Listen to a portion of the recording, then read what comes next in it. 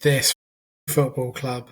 In a week, we just about beat an amateur team. We're being sued by a wannabe owner. We had just under 8k in attendance for an actual league game, and our manager and coach is getting nicked by Hull. And we go to top of the table away and get a point off them as well. What an incredible 7 days we've had. And honestly, it just gets better and better for a Hollywood script at this football club. Joining me today, as always, is Mr. Ross Webber, but there was really only one man that we could turn to after this hellish 7 days. Podcast royalty, still going as well, still current host of the Podcast Extra, which is coming back this week, by the way. It's Mr. Dan Wimbush. How are you, sir? Gents, thanks so much for having me on with the two of you. It's the first time I've been on with you two. It feels like, this is our Avengers moment coming together at the absolute darkest hour. Although I'm sure you found Westy, and I was the only one that picked up after that point. We didn't, because we couldn't trust he wouldn't swear. But listen, it's great to have you you won't on. swear at this point. Well, I mean, if any listeners were offended by that, I mean, Ross will have bleeped it out in the edit anyway, so it's not a problem. But there's only one way to describe it, isn't there, Ross? I mean, that is literally it where we're at the moment. No, you're not wrong. You're not wrong. I knew you were going to swear. I didn't know what was going to come out of your mouth, and put that in your Cheerios. Good morning, anyone who's listening to this before. Exactly. What a sunny Tuesday morning we're all having. Yeah. Or Monday evening when we're recording this now. Big thanks as always to ZC Said Films. We're rapidly approaching episode 400. Would you believe, Dan, of this podcast? All those years ago when it first started. We're gonna talk a little bit about the history of it later on with you, but we are on episode 399. This is the Tilehurst podcast. We still have a football club, regardless of what is actually going on. We're going to get into an awful lot of things in just a moment in the recap. So we're going to do that now. Right, so welcome back to episode 399 of the Tilehurst podcast. I mean, I tried to wrap up the last 7 days there in a nutshell.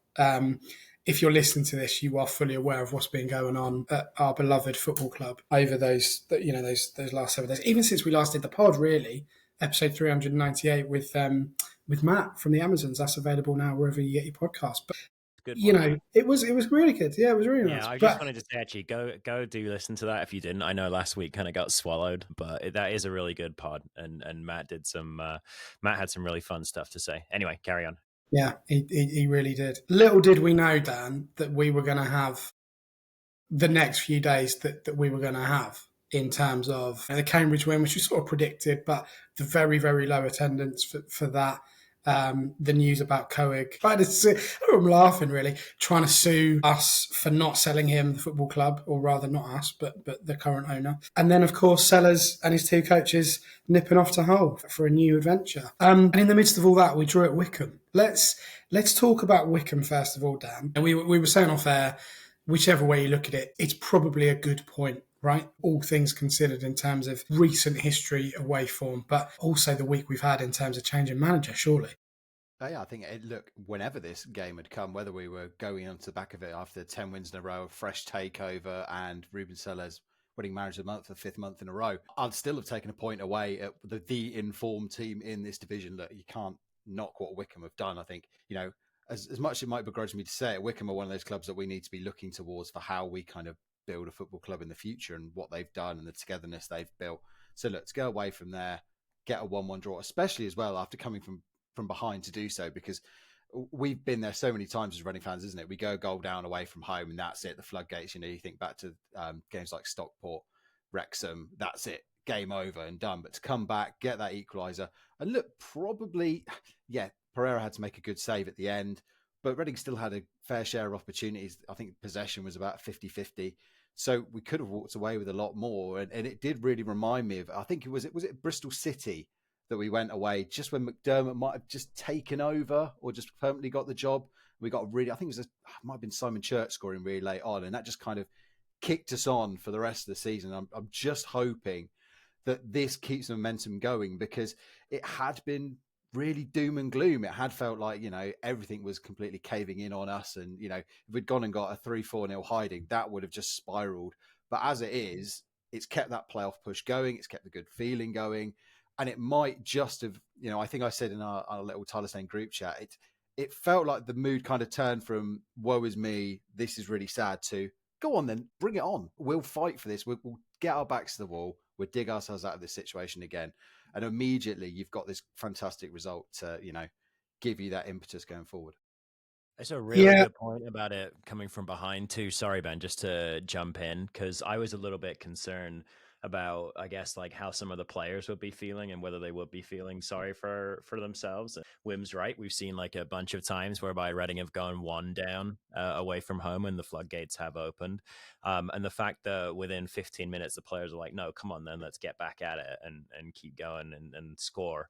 Yeah, it's a good sign.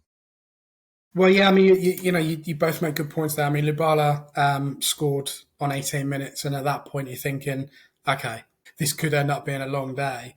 Lo and behold, 12 minutes later, wonderful through ball from Mbenge. Like, if you haven't seen the goal, we're convinced this Mbenge that's knocking that ball through. Absolutely fantastic. Admittedly, the Wycombe centre back gets it all wrong in terms of trying to clear that.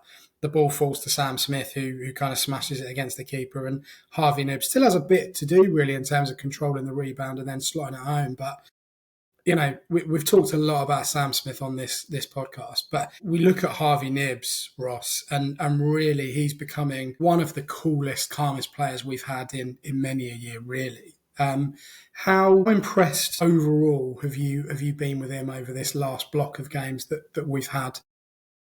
I think that I'll go back to something I was saying a few weeks ago, which is that I'm very impressed with Harvey Knibbs, but he's one of a core of players, in the spine who are a little bit older than some of the more, academy age kids and players that have come from academies recently.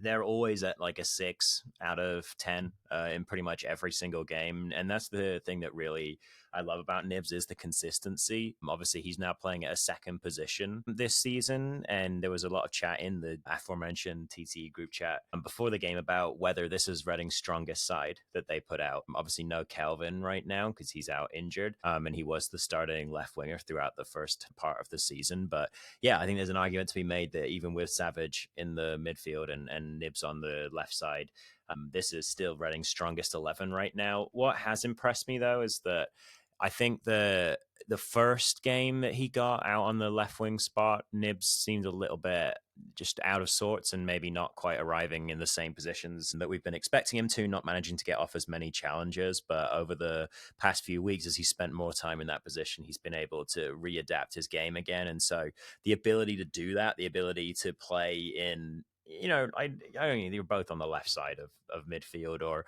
moving forward, but I think it's just important to have that flexibility. And again, he is just a really important member of the spine of the team.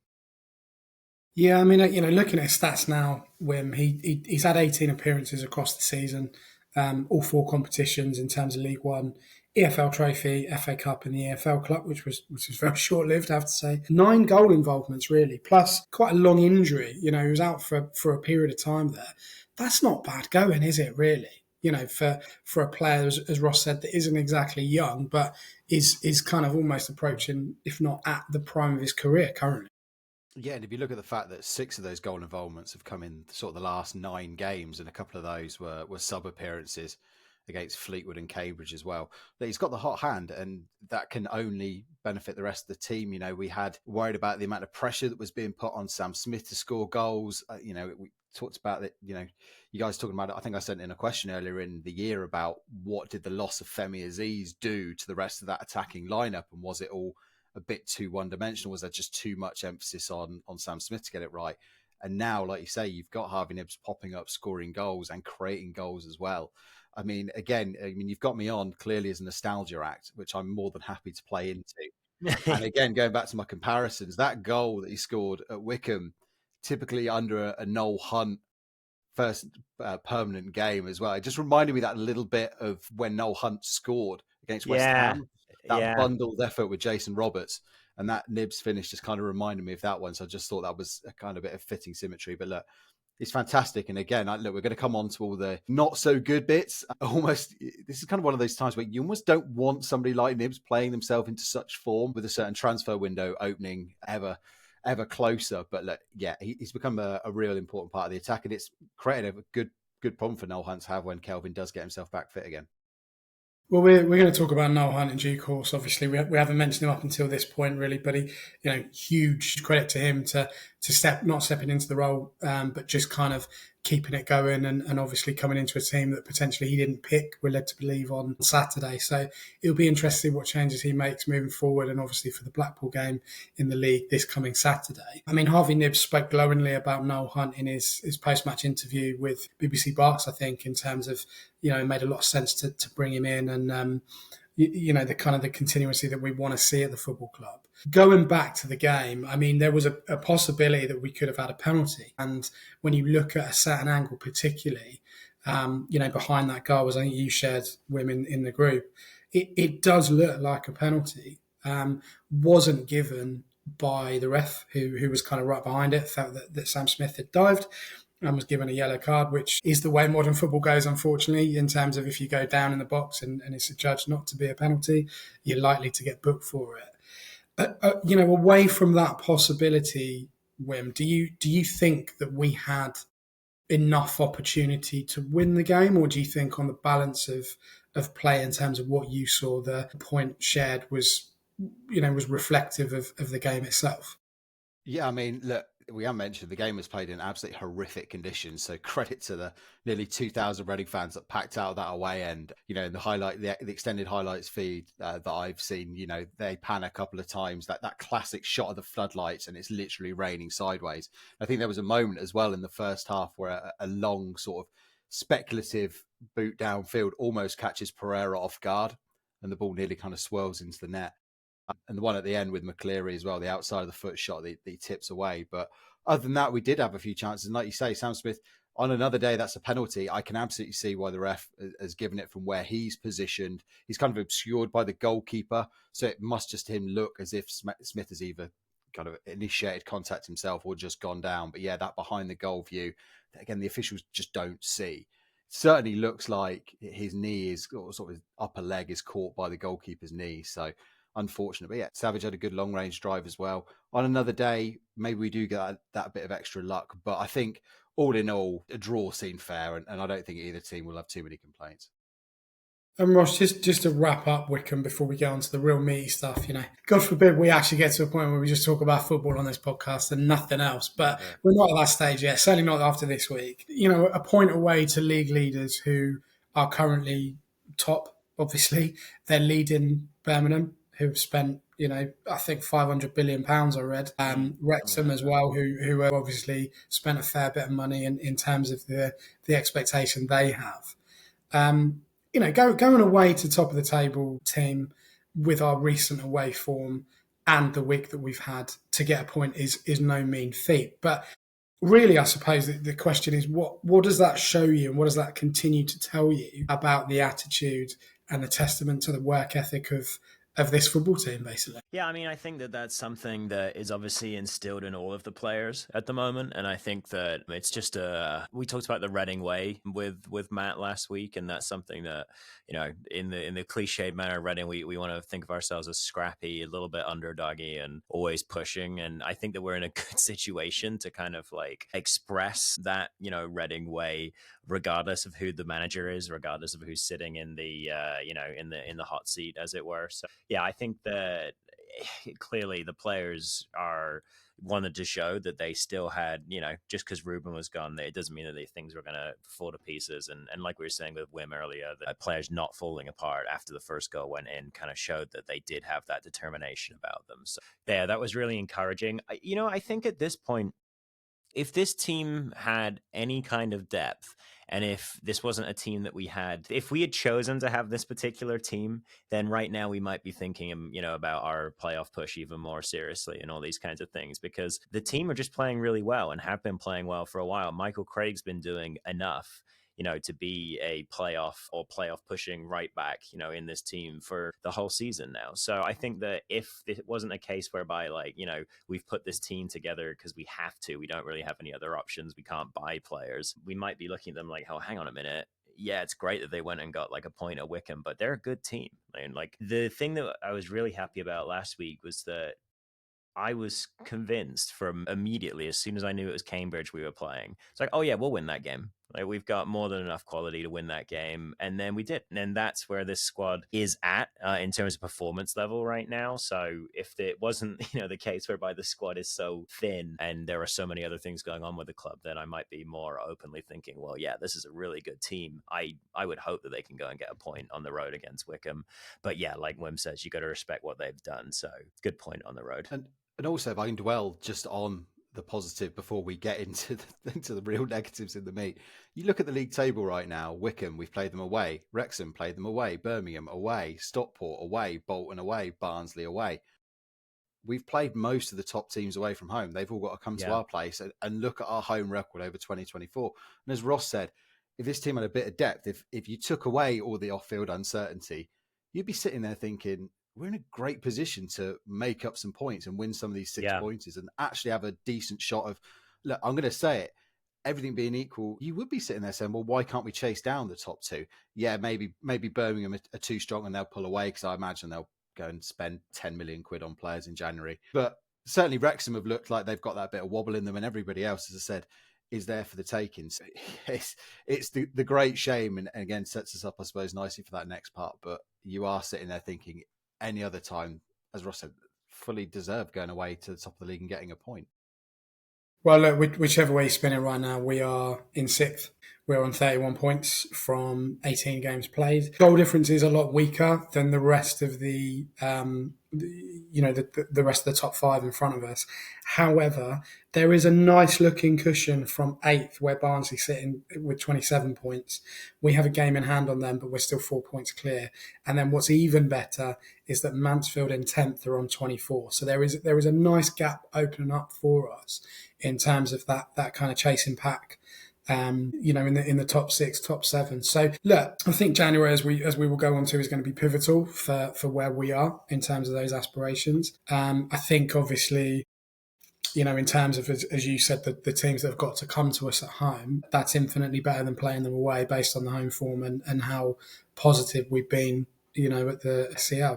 Anything's possible. I think we might as well get into the whole Ruben Selles thing now. But in terms of how that's played out, it will be interesting to see what the players choose to do in January, whether or not there are sensible bids and how that moves forward, really. So before we get into the Selles move, just to recap the timeline, we played Cambridge on Tuesday night, a comprehensive 3-0 win. We haven't really talked about that, but it was very, very comfortable indeed in the end for us. Could have been more, really. Cambridge were incredibly poor, but it doesn't take away the job that the players did on the pitch at that time. There were rumours at that point of Selles moving to Hull. He was asked about that in the post-match presser, said that he was very happy, never even been to Hull, and that was that.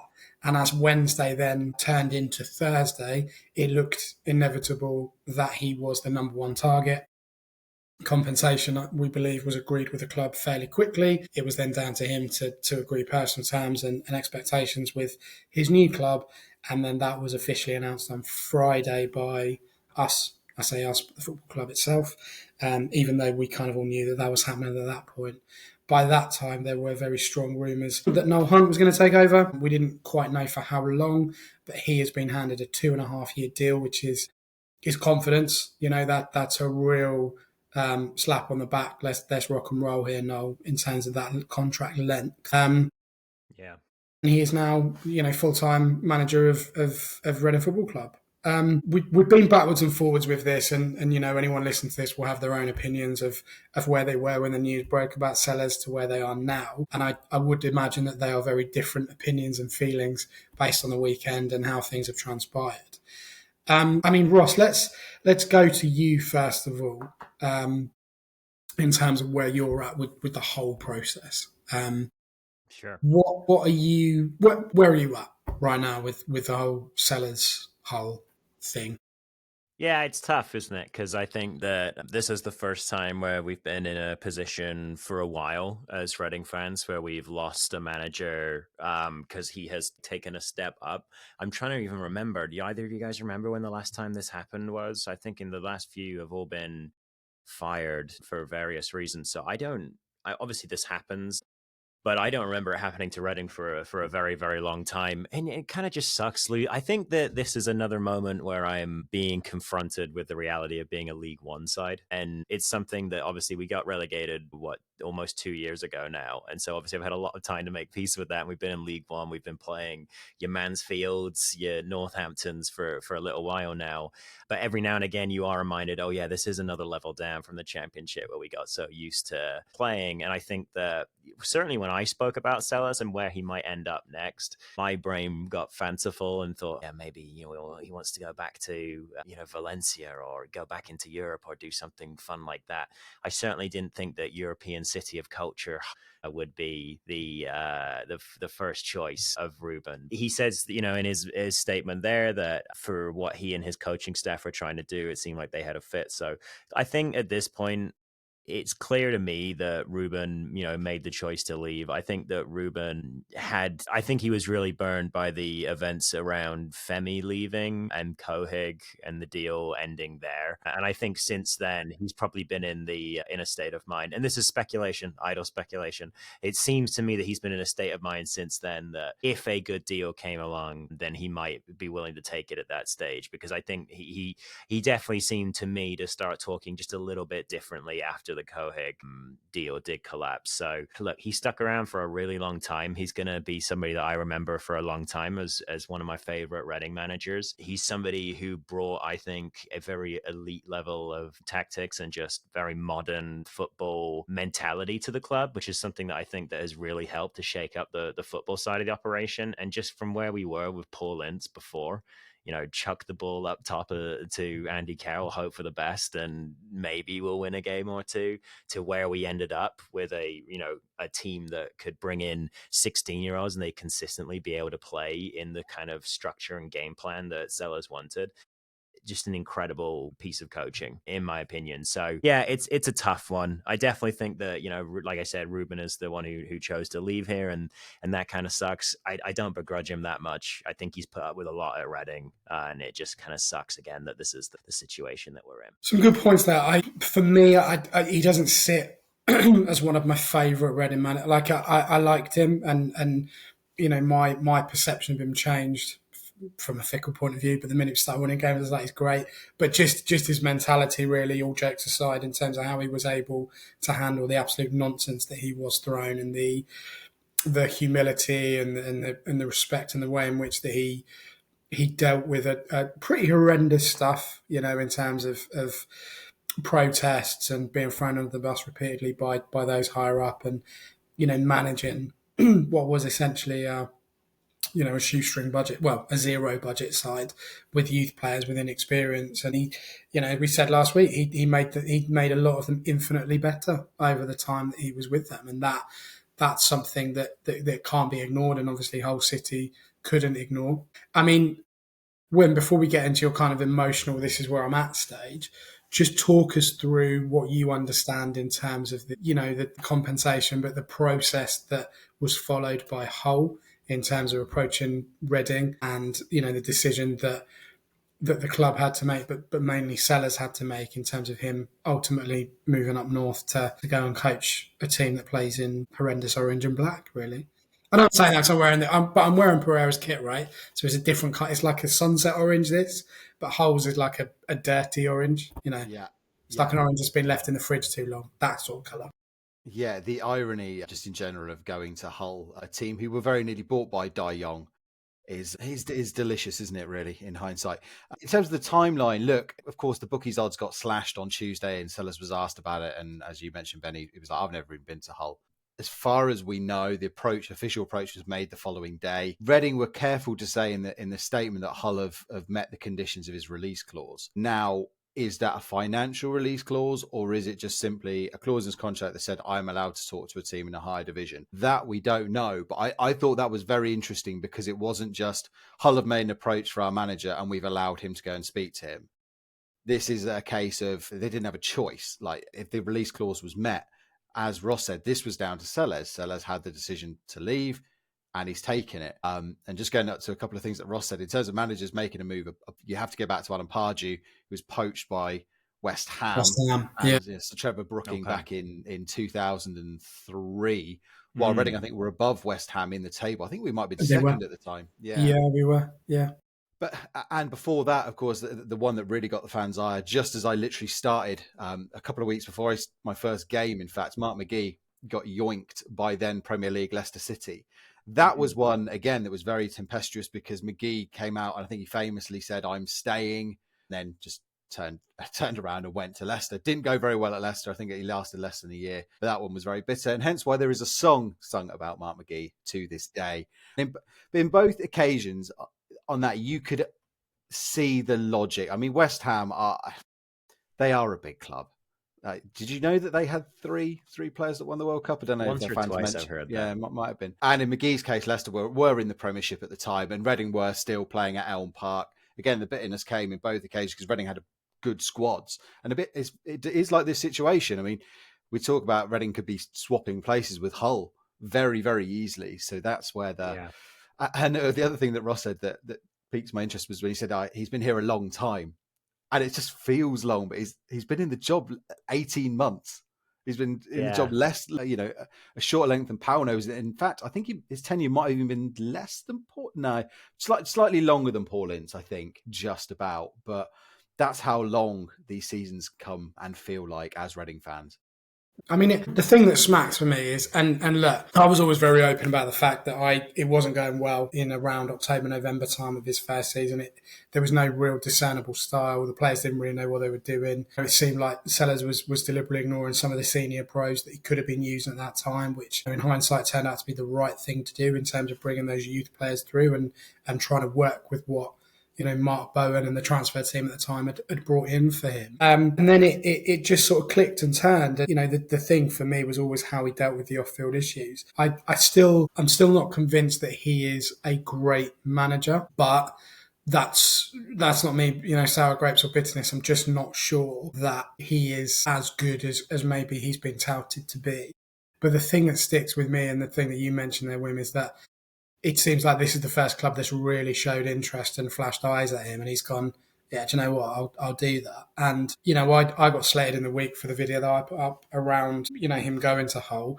I stand by that. I don't understand why you would, you'd uproot your family from a place like Winchester if that's what he's doing in terms of the travel, to go to somewhere like Hull, which really is a bit of a footballing outpost. I know they've had, sort of stints in the Premier League and done all right there. But like you said with West Ham, that really stung with Alan Pardew, but you kind of understood it.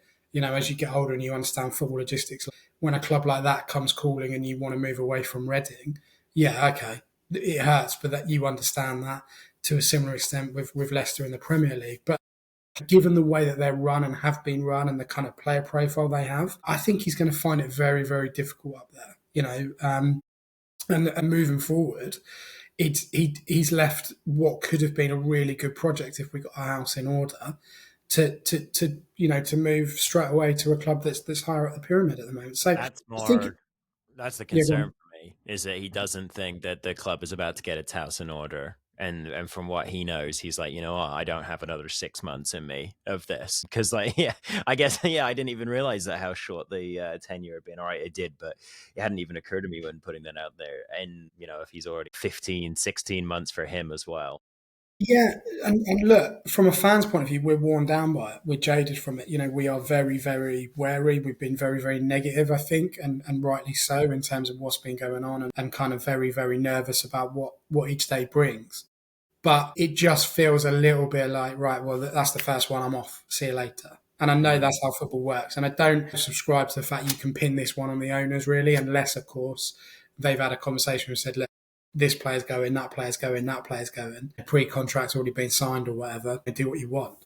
I don't know. I think it's just football mechanics, personally. I don't know what you two think. Well, and also, you're talking about him, possibly wanting stability and sensibleness, and you go into a club that has literally just sacked a manager after 18 games. You got rid of Liam Rosenior after their best season in a long time. This is an owner that has already shown that he's trigger happy. Avaladze had 30 games, and looking at it here, this is a club also in a ridiculous sense of transition and flux with an owner that's clearly demanding success. So, yeah. I think the only thing you can say is that, what did he get? Was it a 2.5, 3 year deal? I think he signed. He would have doubled his money as well, right? And he would have been Exactly guaranteed this. he's getting paid. So I Exactly this. suppose that's an element to it, isn't it? Yeah, and from a purely professional point of view, again, if you and it's interesting, he talks about the projects and stuff like that. I think this is where I agree with you, Ben, in that it doesn't quite sit right, because if you're desperate to keep up a kind of a project and stuff, why are you parachuting yourself into a championship relegation battle under a trigger happy owner in a tougher division with a bunch of players that you don't know? It's like it's a massive gamble, because if it goes badly at Hull, people will forget the good work he done at Reading. People will immediately go, well, he failed at Hull, took Southampton down. Is this guy really that good? Whereas if he'd stayed at Reading and another club comes along with more stability, maybe a mid-table championship team that may have lost their manager somewhere bigger like that, or he just waits until the summer. And even if if it goes completely tits up here at Reading and Reading end up mid-table, they've had to sell all their players in January, Selles is still an absolute hero, and he's got a summer. He can pick a nice project to go to. It just, there either is something going on in the background there, or like you say, he's just gone, do you know what? I can't turn this down. It's good money for my family, and I'm just going to make that move. Well, Reading moved on quickly with. Oh, go on, Ross. Sorry. Wait. I got one little summary. That was a perfect segue into what I was going to say. Then I know. It was. Ruined it. I have a funny little thing. If I am thinking of, like, obviously Hull have money, right? And we're thinking about players who are going to leave. I don't necessarily think that he would follow Selles, but I think if Selles is buying anyone, like a bottle of champagne or something at Reading for his time there, buy one for Michael Craig, Ruben, because Michael Craig kind of saved him twice, I think, during his Reading career. Obviously, Michael Craig was a huge part of the 4-1-4-1 that was able to kind of like wrangle things back under control for Reading last season. And he was kind of like the player that kind of got Reading, just like doing the basics, doing the little bits again, so that, we could actually put together some consistent performances. And then if we didn't have him at right back this season, does the right back position look anywhere near as good as it has done? Yeah, I don't know. It's just like a little weird one whereby it occurred to me that Michael Craig has kind of been a really important player for Selles. And I go back a lot to talk about how, like, Nick Blackman, when we spoke to him, he said that, Nigel Atkins, lovely guy, but they didn't get on because he's not the kind of player that just worked in Atkins' system. And it's just funny how, like, sometimes players and coaches have such an effect on each other's careers. Like, it's such a huge effect. And I think that Michael Craig has had a huge effect on Selles' career, and Selles has had a big effect on Michael Craig's career. So yeah, that's my last little summary point for him. Well, we'll watch what happens in January with bated breath. I mean, the main thing is it's only 31 days long, so that's good. It's not like we've got to tick away or anything, is it? So I was going to say as well that we should mention as well, I think James Earnshaw reporting, who will have on the pod extra plug alert on Wednesday. Yes, do it. Saying that there is apparently a clause that Selles is not allowed to take any of our players this January to Hull. Okay. So, as he put it, that only leaves 90 other clubs able to try and pick us up. Exactly. Yeah, well, you'd like to think none of them are going to League Two, with all due respect. You'd like to think they're all looking up rather than sideways moves, but you never know in football. You never know, and that obviously leads on nicely to Reading moving on incredibly quickly from Selles. It's almost like the replacement was there, ready to go, waiting in the wings in terms of experience, but also knowing the club. Noel Hunt was announced pretty much instantly, really, on a 2.5-year deal, which is a positive thing because it stops all the kind of, who will it be and what are we rumoured with and all this kind of stuff. And in my opinion, it keeps consistency in terms of where those players are. We understand that he is widely respected by most, if not all, of those players at the club currently. And it just seemed like a really, really good fit. I know people will point to him being an interim charge after he who shall not be named was sacked, but is a very, very different scenario now in terms of him being given the role straight away, in terms of saying, there you go, mate, you crack on, 2.5 years, bang. I mean, what do we make of Noel Hunt, apart from being, one of our... Is he a cult player? I don't know. Would he get in most Reading fans? All-time 11s? He probably wouldn't, would he? Oh, not all time 11s, but like cult player. The Hunt brothers are way up there for me, and I might be because I don't know. I'm what about 10 years younger than you guys, so he All fits right. nicely into the kind of thing. I don't know what a Mark McGee is, guys. I'm doing my best over here.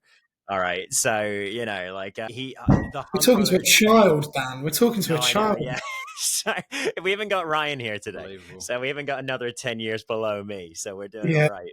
Because he doesn't even really remember 106 quite as well. But Wim mentioned nostalgia bubble, the Mm. Simon Church years. So anyway, yeah, oh yeah, big the Hunt brothers, yeah, let's go. But that's him as a manager, right? That's him as a player. So what are we saying about him as a manager for where we're at right now? Open floor, go for it. I think the thing I said on social media is if you look at his experience level, he's got more experience than Brian McDermott had, than Alan Pardew had, than Mark McGee had. He's done his time, and he's not just coached at Reading either. He has been out coaching elsewhere.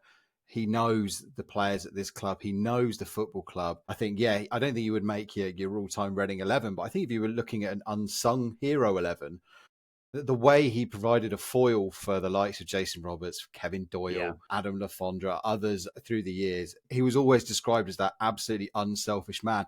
And this is exactly what he's just done now. He's just taken on this job at a time. He would have been well within his rights to actually say, do you know what? Especially if he has an inkling of what's coming in January, to say, do I really want my first big job to be here? And seen to be the guy that's undone the good work of Ruben Selles.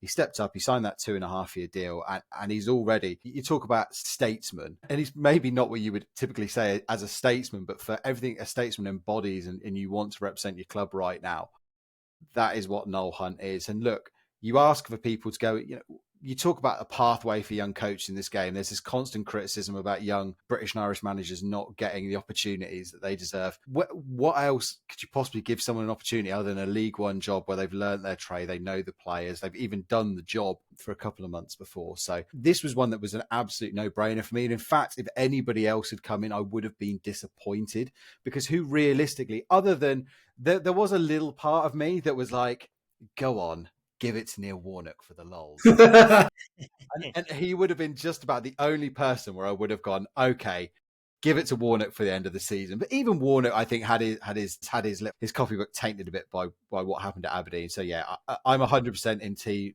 Noel Hunt. Go and grasp it with both hands. And look, he's played a top of the league team twice and he's drawn twice. So, not many managers say they're unbeaten against top of the league teams. I mean, I couldn't have put it better myself, though. It's an absolutely spot-on couple of points there, really. The only thing I would add is that what Brian Carey couldn't do, who we are led to believe was the one who made the appointment, which was ratified by Dayong Pang, if he was available on the phone for 5 minutes, clearly. I think it was one of those situations where if you don't phone me back in an hour, I'm going to give it to Noel. Yeah, just anyway. I will take your silence as a yes. Yeah, exactly. But what he didn't need to do was pick someone who was going to cause division within the fan base, because what we needed at that point was just to go, this has happened, we roll with it, we deal with it, he's good to go, let's get on with it. And from what I can see across social media and from talking to people that I know that are fans, and obviously you guys as well, 99.999% of people are behind him. Yes, you'll get people say it was the easy option because of money and all the rest of it. But as you said, Dan, there still needs to be a willingness to take that. If you're getting paid 50 grand or 500 grand, it doesn't really matter. You still got to want to do the job. And he clearly wanted to do that and he wanted to test himself. So I think that was a really, really good point. Ross, I can see you're itching to say something. You're literally scratching. It's just a funny little way that Noel Hunt's come back to the club in general, because these crisis situations are when he is wheeled out. And so I was kind of trying to... Wheeled out? What do you mean? Like a literally, showpiece? let me explain this. He was brought in right after, I think it was pretty much the same week Pauno was sacked, and the club was in really, the fan base was really fired up at that point, really not happy at all. And they brought in Paul Ince, obviously, and that had a lot of fans going, well, what the hell? Like, what is going on? Oh, we're just giving what could possibly go wrong? Literally just giving it to a player's dad now. Like, what is happening here? He was brought in as a senior professional development coach. As I remember at that time, he was just kind of like, I'll get involved with the academy, in some way. And I think Jilks was still there and maybe the first team, the academy coach at that point and stuff like that. So he was brought in then almost as a offering to the fans. Sorry, my wife is leaving for anyone who's watching on YouTube. Leaving you? She's Dramatic. no, not like that. Hull. She's going out for. Has she gone to Hull? Come back. All is forgiven. Don't go to Hull. It's miles from Maine. She's taking the assistant with her. The dogs. Yeah, exactly. No, yeah, sorry. Yeah, it's just funny how Noel Hunt always gets wheeled out in times when, the club's in crisis and the fans are unhappy. And so, look, he's already been brought in as somebody to make people, like calmer at various key times for the club. So there's a way this ends really nicely, isn't there? Like, I'm bummed to lose Selles, and I'm a little bit concerned about January. And I think that this definitely dents our chances of really making a promotion push or a playoff push this season. Don't get me wrong. But there's a not zero chance that this all ends quite nicely if we have a club legend comes back and actually turns out to be a good manager. You never know until he gets his first proper job.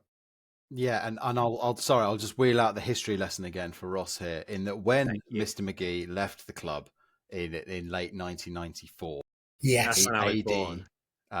in the last century, in the he was replaced by a committee of players at the time, which eventually boiled down. 4 players took charge, which eventually boiled down to 2 in what I think has got to be the last instance of joint player managers in Football League history, with Jimmy Quinn and Mick Gooding. But where it references this is Reading were on such a decent roll with that team that they didn't really have to do very much. The squad was so small back then; they just kind of put the same players out on the pitch, and they just kept on rolling. They signed one player in January. I can't even remember. It was January. Lee Nogan came in, and they got all the way to Wembley.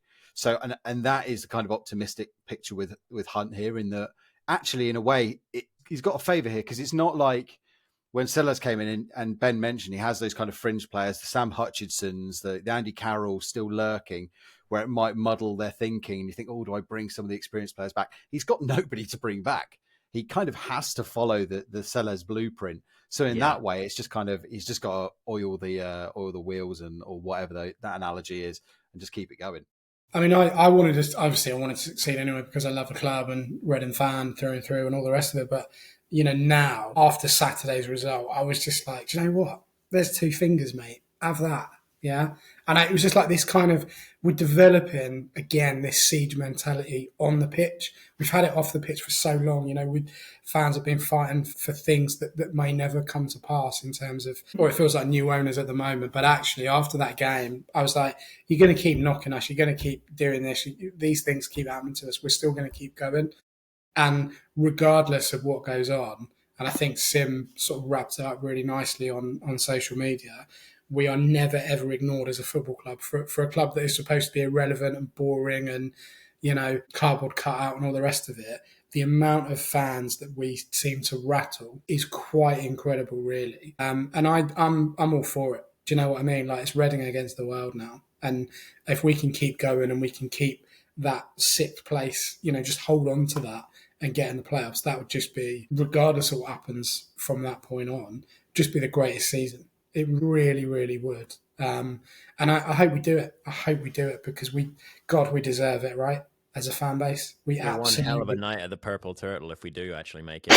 Incredible. And you're right, Wim. He's got an opportunity to write himself into absolute Reading folklore, like Steve Coppell-esque stratosphere. Brian McDermott sort of stratosphere in terms of what he could achieve with this club. And this team, providing most of it stays together in January, really. So we'll see what happens. We're gonna get into the mailbag now. We've got quite a few bits. A few bits already covered, but a few other pieces that we can look at. So we're gonna have a very short break, and then we'll be back with the, what do we call it? I call it Listener's Corner, don't I? Which is rubbish, Mailbag. Yeah, the Listener's Mail. I want to call it Listener's something. All right, Listener Hollow. I don't even know. We'll be back. Have a little break, and we'll be back in 2 shakes of a lamb's tail. Welcome back to episode 399 of the Tilehurst podcast. Here with myself and Ross is TTE legend Daniel Wimbush. You got a pod coming out on Wednesday. Pod Extra, is that right? Yeah, I'll be sitting down with James and Andy. I should have said at the top that I kind of feel that this Selles stuff is all of our fault, because literally whenever a podcast extra comes out, something bad happens. And I think I'd literally just arranged it with the 2 of them when the news of Selles leaving. So to show how much has happened, again, I'm an unprofessional joke of a podcaster till the end. Why we haven't had a pod extra for a while since the end of the transfer window, and we were talking about that show about how Coeg's takeover was going to go through and everything will be hunky dory. So we've got a lot to catch up on. So yeah, I'm looking forward to chatting to those two. Well, look, we never stop. However bad it gets, there's going to be TTE podcast until the club folds and ceases to exist. We're going to keep going. We're going to keep rolling. You've got 2 this week, this one, and then, of course, Wimby's Pod Extra, which will be out later on this week. So look out for that where podcasts are available. Right, mailbag time. Our dear sweet Ryan, he's back. He says, if you were Noel Hunt, what Reading legends would make up your backroom staff? Let's go, Ross. Who would you go for? Let's go with Jimmy Kebe, because no footballers seem to be able to put their socks on properly these days. So he'd be good for that. Kit man, perhaps, something like that. I'd kind of want to see the other Hunt brother come back and get a reunion of those two while we're going as well. So that could be a good one. I'm not so sure about that. I mean, maybe get Jason Robertson and just bring back the spirit of 2012 and the last promotion, all those kinds of things. But I don't know. What about you guys? Yeah, no. It's all he really has to choose from, right? We were just saying, like, is Leisure Wood going to end up in his staff? I think the problem with that question is Reading legends. What defines a Reading legend? Yeah. So I guess you go, which ex-Reading player would you like to see? Wim, shoot. Let's get Joe Vandenberg in there just to scare everybody.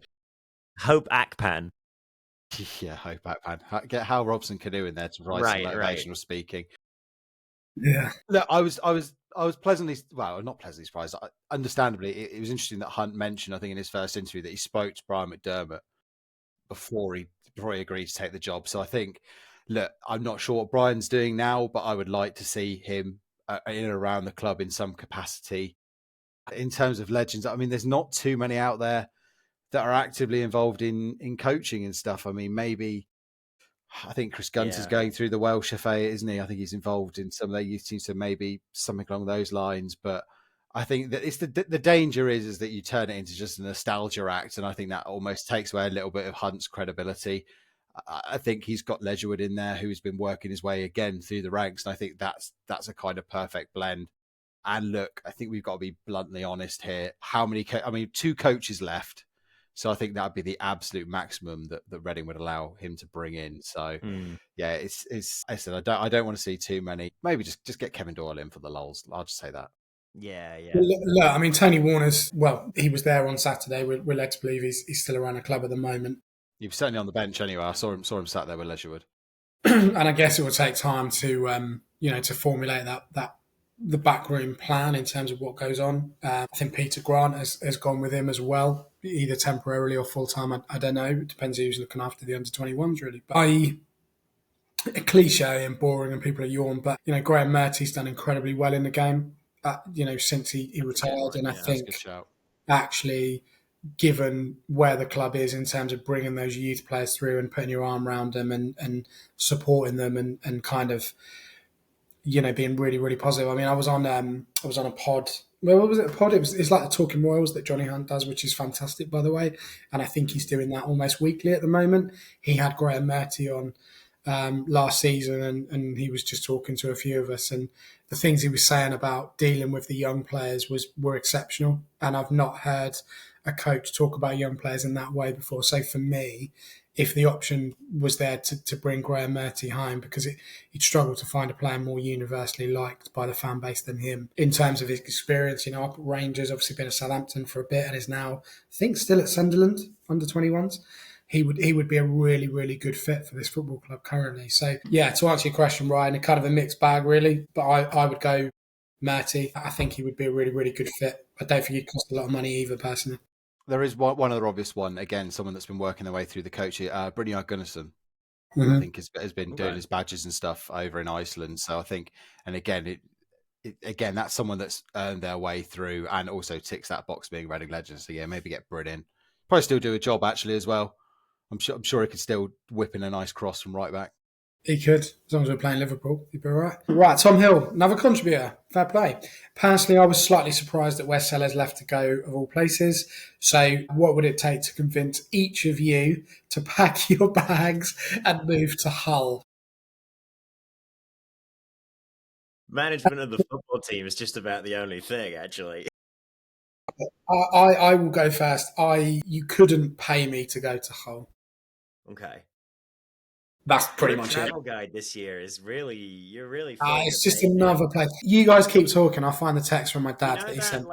We're gonna find out. There was that book. It was like toilet humor in the UK forever. It's like worst places in the UK or whatever, and it was just a list, just a book full of just basically every town talking about why it was awful. We're gonna find out in a few years' time. Just like we found out the secret footballer was Dave Kitson. We're gonna find out that you are actually the guy writing the worst places in the UK book because I don't know if you. Where do you like? What's your favorite place outside of Reading? My favourite place? Yeah, yeah. What, in this country? I don't mind. You can think about it. I'm just like, I'm just wondering what goes in the happy side of the travel guide. I mean, in the UK generally, I mean, Edinburgh is fantastic as a city. Yeah, I'd agree with that. Yeah, I'm not sure we're going to be playing Hearts anytime soon, though. Well, I mean, there's loads of places in Wales I love. I mean, Cardiff's a great city, fantastic place. A lot of places around, the valleys in Wales, obviously where my heritage is from. Fair. I mean, there's not many places that I'd go, yeah, that's a really great place in terms of England. Fair. Tom, this is how much we don't want to move to Hull. This is Yeah. Around. Well, look, my dad texted me Friday morning after the video that I put out, and he put, I see you made friends with a number of Hull fans. And I put, yeah, just so weird, aren't they? And he wrote, that's Hull for you.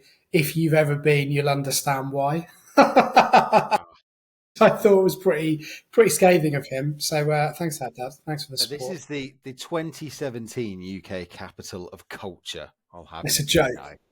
It's a shambles. They didn't go there, did they? Wow. Look. If they'd read your travel guide, they wouldn't have gone there. I've got some friends who went to uni there, and they had a great time. Whether it was because they were drinking all the time, I'm not sure. Right. What would it take to move to Hull? Yeah, a hull of a lot of cash, I think. I love it. Love it. And in terms of great places in the UK, Cornwall, Falmouth, absolutely lovely. Yeah, well, I mean, yeah. And in the northwest, the lakes. I went to university up in Lancaster, which is a lovely city. So and has a football stadium called the Giant Axe, which I think is the best stadium name as well for Lancaster City. So there you go. There's my trivia of the day. But yeah, chuck me a hull of a load of cash, and I'll move to Hull. I mean, that's a good point. The Lake District is absolutely stunning as a place. It's really it's exceptional. Exeter was nice. Yeah. We tried to get the Exeter's a whole chant going, and it only went off like once or twice because people were like going, "It's actually all right here. It's not too bad." Yeah, it's quite nice. I don't mind it. Yeah, it's all right. The high street's not completely dead looking. There's a bill. Yeah. Well, I hope we need to invite the people from Hull, don't we? We need to invite those from Hull, those with positive Hull, to get in touch with us on socials. You have a right to defend your city. That's true. Yeah, I think we might burn that bridge after this week, to be honest. And they've had, it's a place where loads of former Reading players and managers go. You've had Rossini, Nigel Adkins was former Hull manager, Phil Parkinson, former Hull manager. It's obviously Stephen Hunt was there, wasn't he? Yeah. Was Quinn Hull as well? I know he's a player, not a coach. Maybe Stephen Quinn. Oh, I think we got it from Hull, didn't we? We got Quinn and McShane, didn't we? Around the same time from Hull. Did we briefly have David Myler, or am I just inventing that in my head? No, we did. Yeah, we did. He spent more time on FIFA, didn't he, than playing? Yeah. Didn't work out well for him either. He was another random signing, but yeah, there we go. Right, well, hopefully that answers your question, Tom. Hopefully, I don't know. Maybe it doesn't.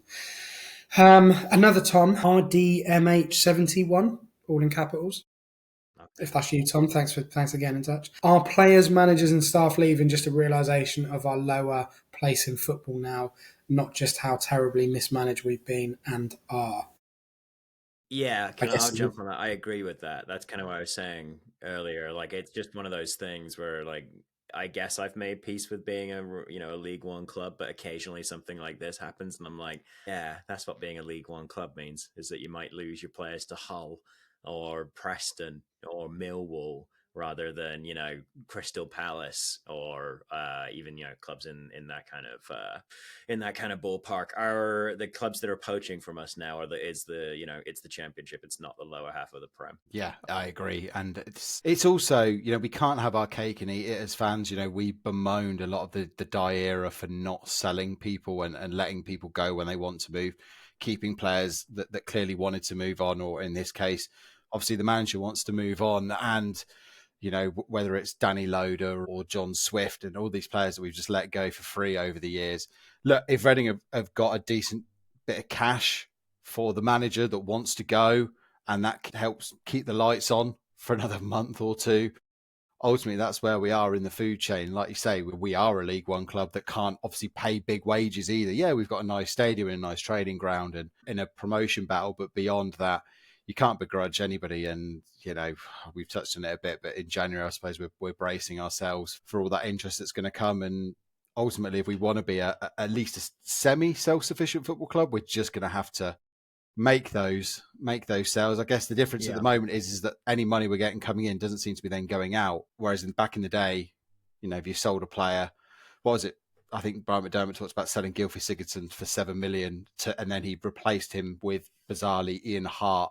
And I think he talked about somebody else as well that he brought in. And that's the kind of wheeling and dealing that we used to have to do. And when John Medeski was talking about cutting the cloth, and that's, I suppose, what we're going to try and get back to. Yeah, I mean, it's a good point, and that leads us nicely on to the next question from Reading Info. I think this is a new account, potentially. Who do you think is likely to leave in January? Ross. As in, Ross isn't leaving in January, to my knowledge. That's just a question to you. That's the big announcement for the 400th. There's nothing special. You follow the cat's hole with the dogs. Don't worry, guys. Ross and his expected nonsense are out the door. Yeah. Yeah, no. Who's likely to leave in? I wouldn't be surprised if one of Savage or Elliott goes, because they have a lot of time left on their contract. And so in terms of trying to generate some money, that would seem like the place, that you could probably generate a little bit of money, because they got to pay off that contract. And then that contract comes off our books as the club as well. So we don't have to pay that out too. So that wouldn't surprise me, just because we can field a team, once Kelvin comes back, that only includes one of them in the starting lineup. And I think that both of those players, I talk a lot of trash about Savage just to wind Ben up, but both of those players are trending towards being, first teamers somewhere in the EFL for most of their careers. So I wouldn't be surprised if one of those go. The one I'm really hoping doesn't is Bindon, but I bought his shirt now, so he's almost certainly guaranteed to leave, given the procession of different Reading players who have appeared on the wall behind me and then left a few months later now. So yeah, I guess I'm kind of expecting one of Savage or Elliott. I don't know which one I'd be more bummed to lose. I'm really hoping we don't lose Bindon, but that's a little bit concerning. He's really coming on even more now, man. I could talk That is about ridiculous. That He's a ridiculous player. It's ludicrous. Like, Bindon was already an incredible player, like, passing and receiving, and understands like how to bait a press and like move around the opposition and stuff like that. But now he's also like striding into space and like looking for better passing angles and things to move the ball forward. Like, outrageously good player. And we didn't even talk about it in the recap, that his slide tackle that basically saved a goal going in as well. I think there was a moment later as well when he made a really good tackle as well, coming back into the box. So yeah, I mean, completely agree on that. I think the unfortunate answer to this one is, who could I see going? Anybody. Yeah, absolutely. You could make an argument for literally every single member of that starting lineup. I mean, Chem Campbell, his loan deal expires in January as well. So Reading could lose a player by default. I don't know where they're going to... I think that was all tied into the COIGs, I think, promising the funds or something like that. Again, I don't know for sure, but that was, of course, a very, very late deal on deadline day. But it was interesting that was only a 6-month loan deal. So they've also got to deal with that headache if the EFL don't allow them to extend that, or Wolves don't want Campbell to come back here, or vice versa. So, but yeah, anybody could be a bid, and I think Reading are at that stage. It will almost depend on who goes first. It's, do they have a quota, or is it, as some of the worst fears are from fans, that it is literally everybody's got a price, and that the owner is in such a desperate position that he just doesn't care, and that he will be looking, and if he can raise, I don't know, 12 million quid, being absolutely on the massive optimistic end, if you can make 12 million quid from a load of players, he'll take it, because who knows what's going on. So, but yeah, if you were talking on the realistic, if you were saying, okay, if Noel Hunt was deciding who could go, I agree with Ross. I think that would be the most sensible sort of one of those two could go. I mean, my opinion of that is I don't think we can lose anyone. I really don't. I think for me, worst case scenario is you lose one player from every department. And I think we haven't even touched on Smith and Nibbs in terms of them potentially going. You know, I think Elliott and Savage would command a fee because the buying club are going to have to eat that contract. But, you know, there's going to be other clubs knocking around looking at Smith and Nibbs and going, do you know what, they could probably do a job for us. And that's going to take a couple of million to kind of get them away. So I honestly don't think anyone's off the table, really. And I just don't think, even Chem Campbell, you know, like I'm not sold on him completely, but we just can't afford, pardon the pun, to lose these players. Do you think Birmingham would come sniffing around Lewis Wing in January? I've been wondering about that. I don't know. I'd have to take a look at Birmingham's team to see how he fits in. He's so Lewis Wing, if you're looking at Opta stats, is currently the highest ranking performer in League One. He was last season as well, incredibly high up. Birmingham kind of came into the league and they went, let's buy Alfie May, let's buy I can't remember the name of the other lad, the winger, who's a League One performer as well. I just wonder if they're looking at what do we need to get out of this league. Well, I think Lewis Wing's probably got one more move left in him. Yeah, I agree with that. He might look at hypothetically, if it's Birmingham or someone else, I think he might look at that and go, that's my last payday, really. Mm-hmm. I can't see him really having many more moves in him in terms of the money moves. You don't know what other clubs are looking at and need, really. I think Savage is definitely one of the most attractive ones there, and Elliott as well, because of the creativity they bring to the team, and that, to some extent, in some capacity, the kind of the flexibility within a system that they can play, but also you got to look at their age profile. And actually, Savage will end up being a consistent full international for Wales over the period of time when he gets that move. Elliott, similar sort of profile in terms of what he can do.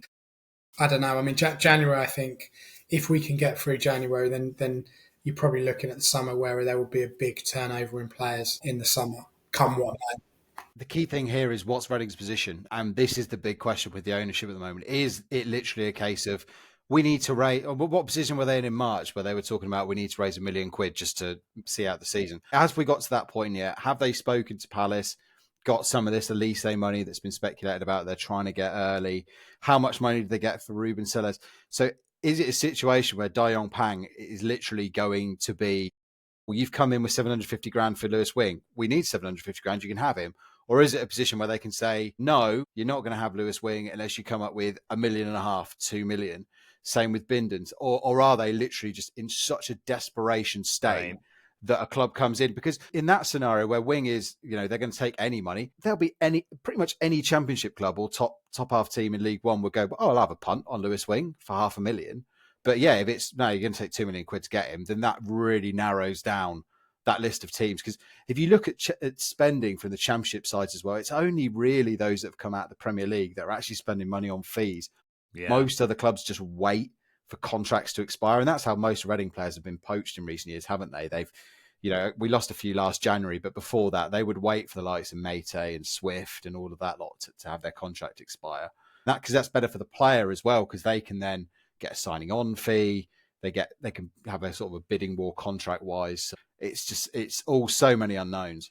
I mean, the other thing we haven't even mentioned is that there will be players that might hand in transfer requests. There's nothing to suggest already that there are 3 or 4 players that have gone, I've had enough of this, I'm out. And already actively touting their agent and going, get me out of here. Like, regardless, I don't care where it is, I just need to get away from this mess. That could be happening in the background. You don't know. And that's why I think it was quite telling with Noel Hunt, where he was quite open and honest and said, it wasn't a kind of a flippant comment. It was like, there probably will be sales and there might have to be sales. So maybe there's already been conversations where those players have gone, I've had enough. I want to be paid regularly. That's it.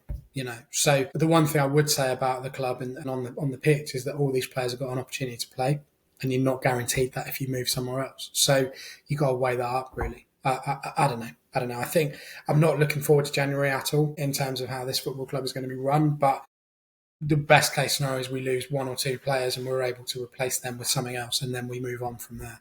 The sooner January's done, the better for me, because it's going to be an incredibly long month. It really is. And And hopefully some players have a little look at the players that have left this project, so to speak, midway through. Femi Aziz not pulling up any trees at Millwall. Obviously, McIntyre's had horrendous injury problems. Tom Holmes not really doing anything. Nelson Abbey again. I mean, how ridiculous has that been, really? Yeah, Caelan Vickers is just sitting there playing under 21s, under 23s football for Brighton. So you would like to think some of them would say, do you know what?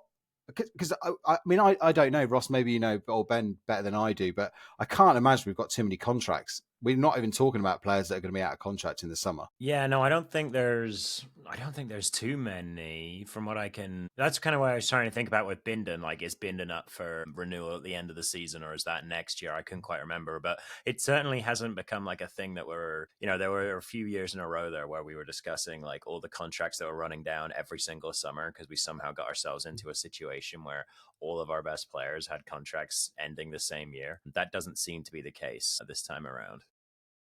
The one final thing I would say is that I wouldn't begrudge any of those players leaving. I said this weeks ago when we first started talking about January, but I wouldn't feel any bitterness towards any of the players. I think they've given, as a group, they've gone above and beyond what they needed to do, and I think they've put up with so much stuff, and they've kept together, and they've been positive in the media and all this kind of stuff. So I wouldn't. It's different with Sellers, I think, in terms of the stuff that he had said and the way that, as we've kind of established, this was the first club that looked at him. But with those players, money talks and being consistently paid talks. And actually, I wouldn't begrudge any of them going. I really wouldn't. I'd be gutted, but you move on. The football club will always move on. The football club is always bigger than that. So we'll see what happens. Loyal Royal, they say only worry about things you can control. Don't be a football fan then, is what they say. So what can the fans do? That's quite nice. They put that in brackets with a little smiley emoji. I thought that was quite good. So what can the fans do regarding the destiny of the club? And should we therefore really worry? Enjoy each match day and let's see what happens. Great result at Wycombe, by the way. Believe everybody. Sorry, believe everyone, not everybody. What can the fans do, Wim? There's been a lot of chat on social media recently. What can we do? What should we do? Keep turning up to games. I've seen lots of people throwing in the towel saying, look, I can't support this club anymore. I can't support Dai Yong and stuff. But I think every penny that is going into the football club at the moment, I might be blissfully naive in this, but I believe every penny that is going into the club is literally going on players, keeping the stadium and the training ground going. Put it this way, I mean, Dai Yong has put in however 100 millions. Is he really going to be taking your 100 quid you put in for match hospitality? Don't think so. And also the players, you need to show the players that you're fighting for, that you're not giving up. Those empty seats. Yeah, it's understandable for Cambridge. I didn't go to Cambridge. I had to work early in the morning, so I couldn't go to that game. And there was only 8,500 there listed. Where there was that many people in the stadium, I don't know. It wasn't. There's no way there was 8,500. Yeah, just keep turning up. Keep supporting the team as much as possible. Keep trying to back whatever. I mean, I don't. The last thing I want to see, and I understand the frustration, is there be people been already talking about, let's get on the pitch on the weekend. And I'm sorry, but it's an automatic 3-point deduction. That's going to hit the players. It's going to add another fixture to a congested fixture list. People could also, start getting themselves in personal trouble. Don't do that. The Sell Before We Die campaign, they've said in their statement after Sellers left, they're considering their next steps and their next move. They've been liaising with the government, with the EFL and stuff like that. So we've got to sort of, I don't want to say allow them to completely dictate how we're going to sort of proceed to keep the pressure on this campaign. But it does almost feel that at this point, the only thing we can do, you talked about, the guy that wrote and said, control the controllables. That is what we can do. We can keep supporting the club. We can do everything we can to back these players, show them that we care, show them that they are, they are loved and respected and adored for what they're doing for our football club. So that'd be my message, as the bloke says every week, DJ Mega Party, back the boys, make some noise. It's the Cambridge game. There was only 2 other people in my block for that game, and it was just, it was really cold. Savage. No, it wasn't. No, I wasn't allowed at that point. Actually, they were in the exclusive seats. He got proper stitched up in that game. I thought it was quite funny that the only person that really got dragged off early in the second half was Charlie, and I'm 90% convinced Ruben saw Robbie in the crowd. He was like, "Here's a parting gift, Robbie." Yeah, Off he comes. I think I think you're right about supporting the team, and you know our away support is exceptional. It's absolutely incredible. You know, I understand the apathy and the kind of the frustration and everything else, but you're right. When for me, if I can get to the game, well, I mean, home game isn't kind of non-negotiable, but you know, certainly away games. And that's been a long-standing joke in terms of the fact that I don't go away, but like if I can get there, I'll go there. You know, if I can do it, I'll do it.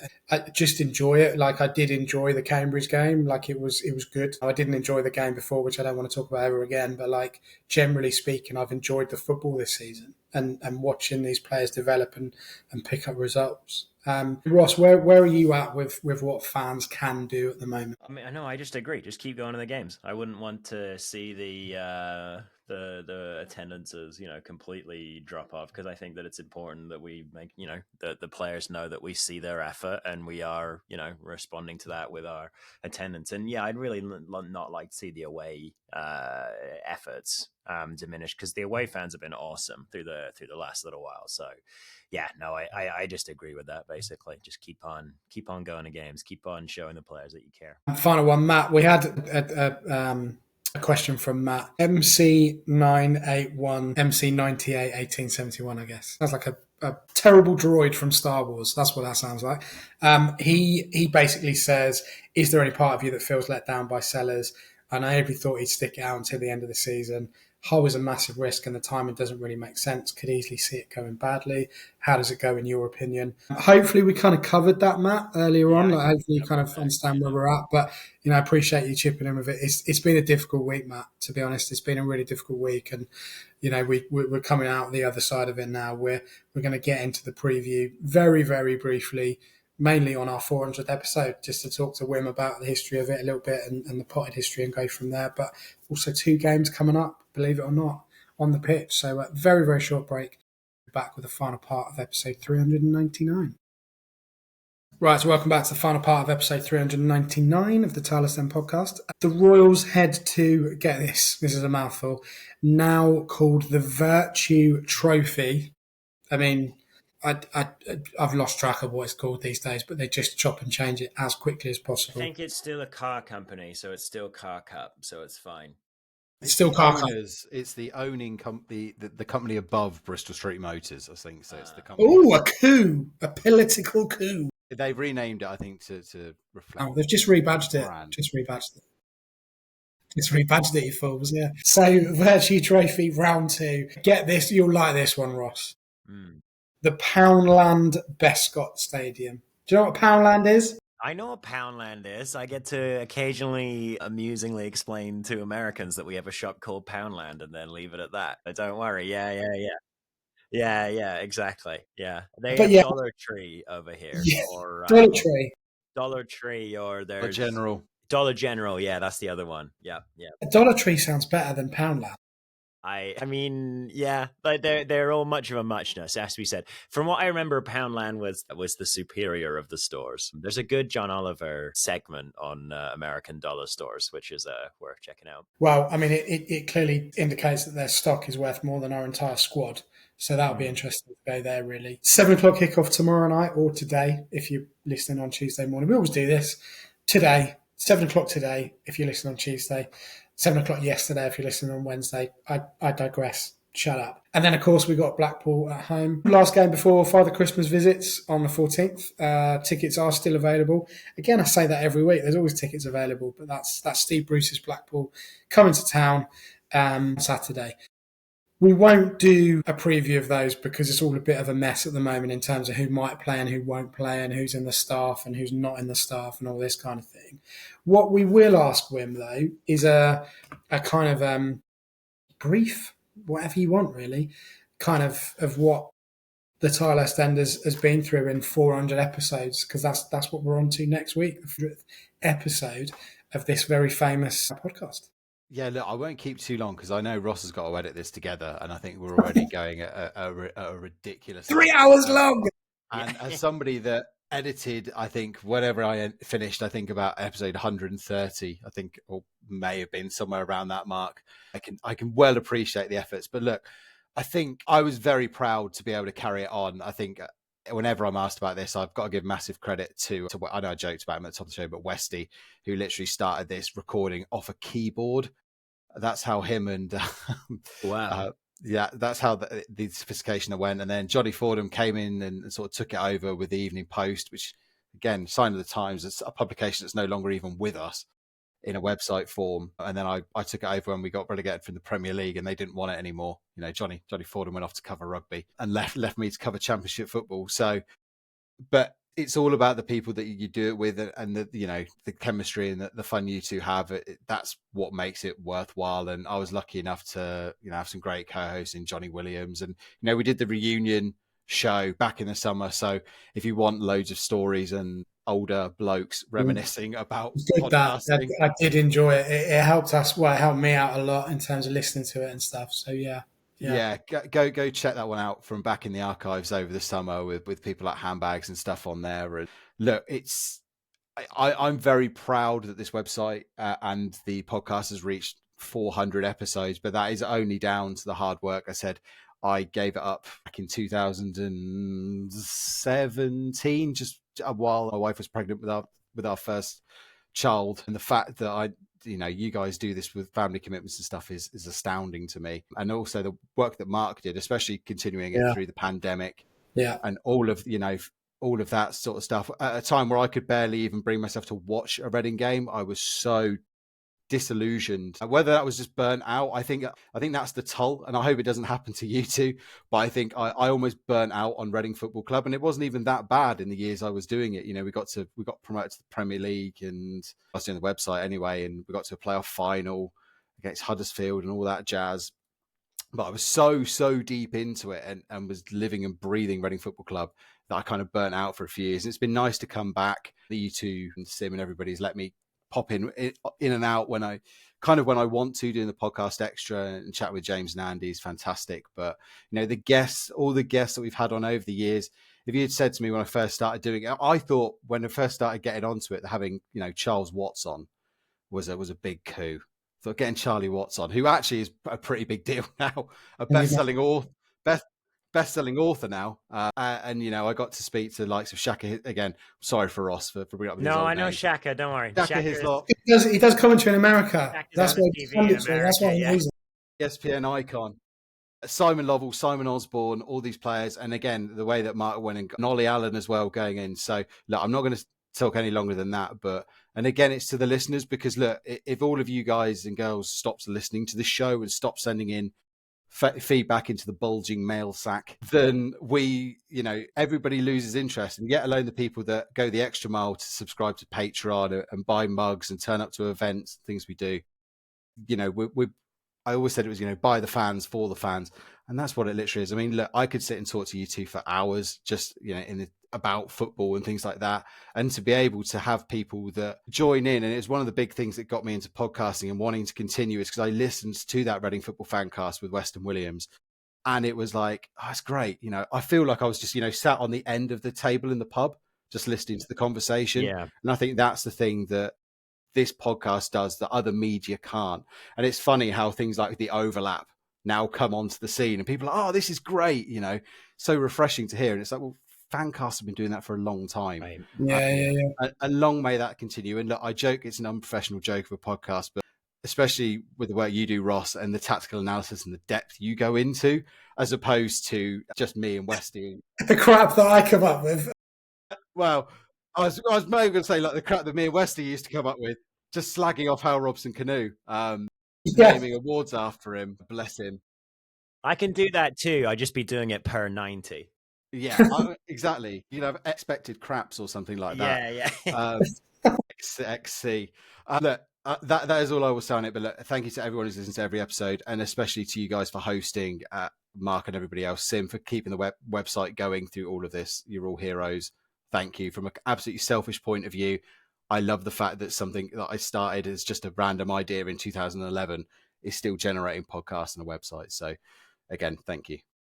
Yeah, well, listen, I mean, it's a great. We said it all along. I'm very proud to do it, and when we were given an opportunity, there was no way we were going to turn it down, really. And we don't know how long you end up doing it for. I think it's good to change every couple of years and give people a different voice. But look, well, we are enjoying it to a point. I'm enjoying it to a point. It's not difficult to talk about the club that we love. It's been very, very difficult times. Of course it has, but we enjoy it. And like you said, we hope that people listening enjoy it as well. We had some sort of feedback from Spotify. Had a really, really good year in terms of consistent listens. And ironically, the Ruben Selles podcast, I think it was 220%, 228% more than what we normally got in terms of listenership. The Ruben podcast was obviously very popular, as was the James Oliver Pierce podcast in 2024, and that was awesome.